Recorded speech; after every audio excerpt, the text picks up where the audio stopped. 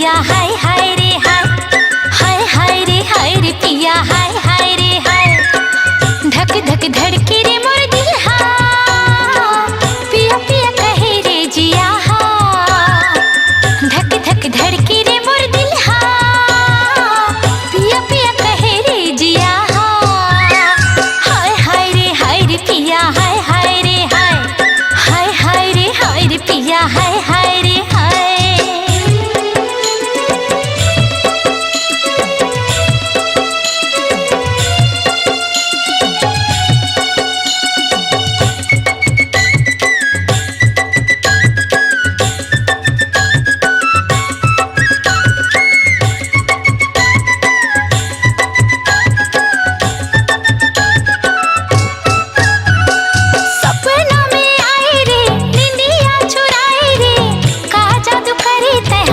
चैन नहीं आए रे, सपना में आए रे, निंदिया चुराए रे, का जादू करे तहा चैन नहीं आए रे, का जादू करे तहा चैन नहीं आए रे। हाय रे पिया हाय हाय रे हाय, हाय रे पिया हाय हाय रे हाय।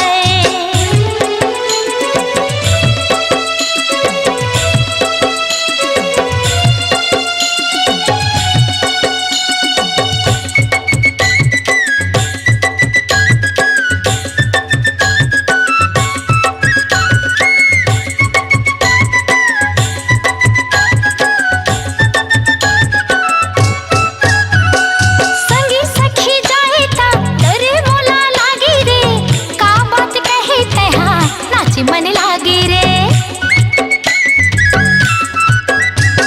संगी सखी जाए ता डर मोला लागे रे, का बात कहे तहा नाचे मन लागे रे, का बात कहे तहा नाचे मन लागे रे।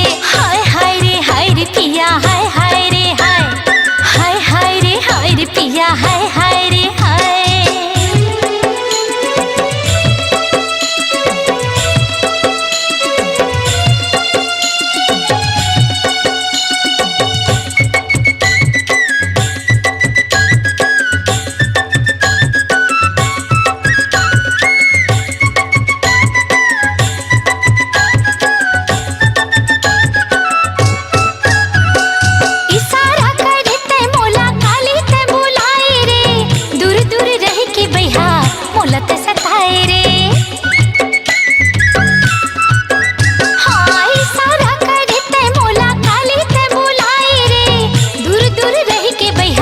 मोलते सताए रे, दूर दूर रह के भैया मोलते सताए रे। हाय रे पिया हाय हाय रे हाय, हाय रे पिया हाय हाय रे हाय। धक धक धड़के रे मोर दिल हा, पिया पिया कहे रे जिया हा। धक धक धड़के रे मोर दिल हा, पिया पिया कहे रे जिया हा।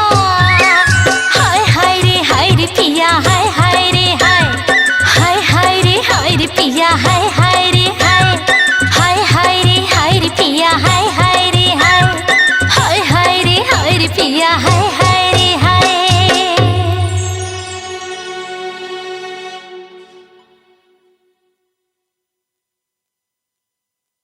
अपनी आवाज को दीजिए एक नया मुकाम। डिजिटल रिकॉर्डिंग की दुनिया का जाना पहचाना नाम स्वरांजलि, जहां गूंजती हैं ध्वनियां अपनी माटी की सौंधी सुगंध के साथ। छत्तीसगढ़ी संगीत के विविध रंग जो पहुंचाते हैं पूरे प्रदेश में डिजिटल रिकॉर्डिंग के संग। स्वरांजलि स्टूडियो, नेमीचंद गली नंबर 2, गंजपारा, रायपुर।